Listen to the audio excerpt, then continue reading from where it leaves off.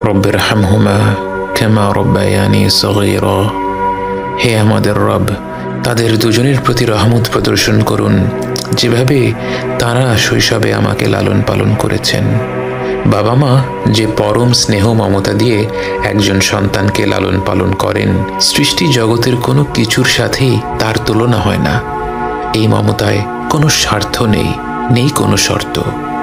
যখন আমরা আল্লাহর কাছে বাবা মায়ের জন্য দোয়া করি, আমরা পৃথিবীর পবিত্রতম মমতার কথা উল্লেখ করে রব্বুল আলামিনকে বলি, আমার রব, আপনি এইভাবেই তাদের উপর রহম করুন।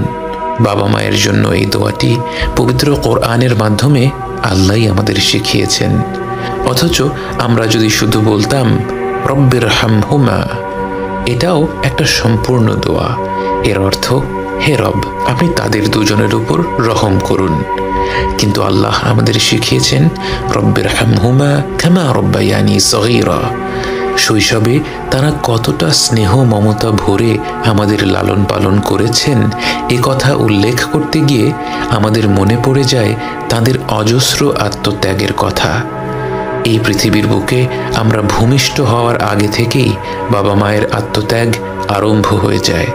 রাত পেরাতে গর্ভবতী মায়ের ঘুম ভেঙে যায়, যখন তখন প্রচণ্ড ক্ষুধা পায়, শরীর খারাপ হয়, বমি হয়। বাবাকে সর্বদা সতর্ক থাকতে হয়, গর্ভবতী মায়ের যখন যা প্রয়োজন সেটার ব্যবস্থা যেন দ্রুত করে ফেলা যায়। জন্মের পর থেকে বাবা মায়ের সময়সূচি বাচ্চাকে ঘিরেই গড়ে ওঠে। বাবা মা যখন হাত তুলে তাদের রবের কাছে দোয়া করেন, তার কতটুকু নিজেদের জন্যে আর কতটুকু সন্তানদের জন্যে তা তো কেবল আমাদের রবই জানেন। এবং তিনি জানেন বলেই আমাদের শিখিয়েছেন রব্বিরহামহুমা কামা রব্বায়ানি সগীরা। এই রব, আপনি তাদের দুজনের উপর রহম করুন, যেভাবে তারা শৈশবে আমাকে লালন পালন করেছেন।